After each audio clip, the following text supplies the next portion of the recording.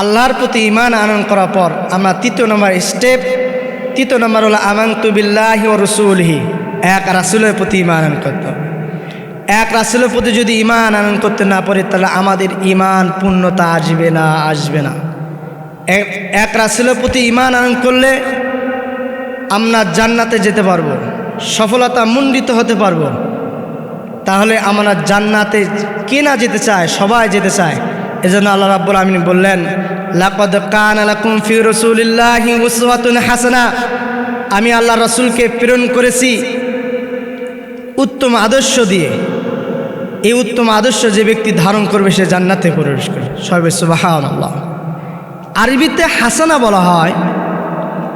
আপনারা দেখবেন গ্রাম অঞ্চলে যখন ধান কাটা হয় এবং মাড়াই করা হয়, ধানগুলো যখন তাদের উঠানে নিয়ে আসে, দেখবেন জমিদের মানুষ হাঁটা চলাচল শুরু করে।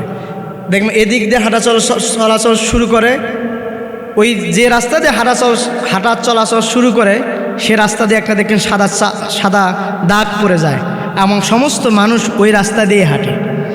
যদি জিজ্ঞেস করা হয়, ভাই এই রাস্তা দিয়ে কেন হাঁটেন, তখন ওই মানুষটা বলে, এই রাস্তা দিয়ে বহু মানুষ হেঁটে তার গন্তব্যস্থায় পৌঁছেছে।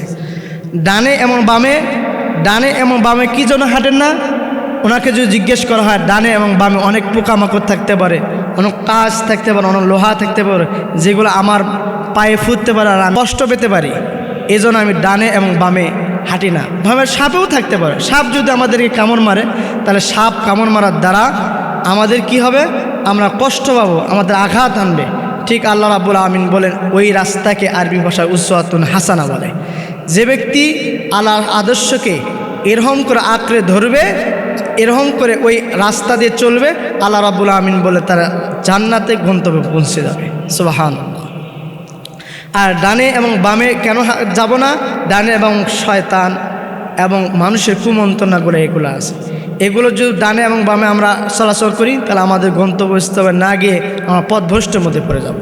আল্লাহ রাব্বুল আমিন বলেন, মা আতাকুমুর রাসূলু ফাখুযুহু ওয়া মা নাহাকুম আনহু ফান্তাহু, অর্থাৎ আল্লাহ রাসূল সাল্লাল্লাহু আলাইহি ওয়াসাল্লাম যা কিছু নিয়ে এসেছেন তা আমরা গ্রহণ করব এবং যা কিছু উনি বর্জন করতে বলেছেন সেগুলো আমরা বর্জন করব।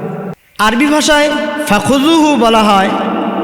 দেখেন, আপনি ইউটিউব বা ফেসবুকে দেখবেন যে একটি ঈগল কোনো একটি পাহাড়ের চূড়ায় বা কোনো একটি গাছের ডালে বসে সমুদ্র ওই মাছটাকে টার্গেট করে ধরার জন্য, টার্গেট করে ওই মাফিক ওই সমুদ্র মাছটাকে খপ করে দুই পা দিয়ে ধরে ফেলে। যখন দুই পা দিয়ে ধরে ফেলে তখন মাছটা এরকম করে ঝাঁকুনি দেয়, তাও মাছটাকে ওই ঈগল পাখি ছাড়ে না। যতক্ষণ পর্যন্ত না কোনো একটি পাহাড়ের চূড়ায় কোনো একটি গাছের ডালে যাবে ততক্ষণ পর্যন্ত মাছটিকে ওই ঈগল পাখি কিন্তু ছাড়ে না। ঠিক আরবি ভাষায় ফাখুযুহু, আরবি ভাষায় এই ধরাকে ফাখুযুহু বলা হয়। অর্থাৎ তোমরা ঈগল পাখির মতো আল্লাহ রাসূলের আদর্শকে এমন করে ধরো, তোমার মাঝে সাথে তুমি ঘুষ খাবা, ঘুষ খা তোমার এরকম নড়াচড়া হবে। অর্থাৎ নামাজ কাজা করবা, এরকম নামাজ কাজা করার মধ্যে তোমার নড়াচড়া হবে। তুমি আল্লাহ রাসূলকে বাদ দিয়ে অন্য ব্যক্তির আদর্শ গ্রহণ করবা, তোমার ঈমানটা এরকম নড়াচড়া হবে। এরকম নড়াচড়া অবস্থায় যে ব্যক্তি আল্লাহ রাসূলকে ফাখুযুহু এমনভাবে এই ঈগল পাখির মতো আঁকড়ে ধরবে, আল্লাহ রাসূল সাল্লাল্লাহু আলাইহি ওয়াসাল্লাম বলছে ওই ব্যক্তি গন্তব্যস্থান জান্নাতে প্রবেশ করতে পারবে। সুবহানাল্লাহ।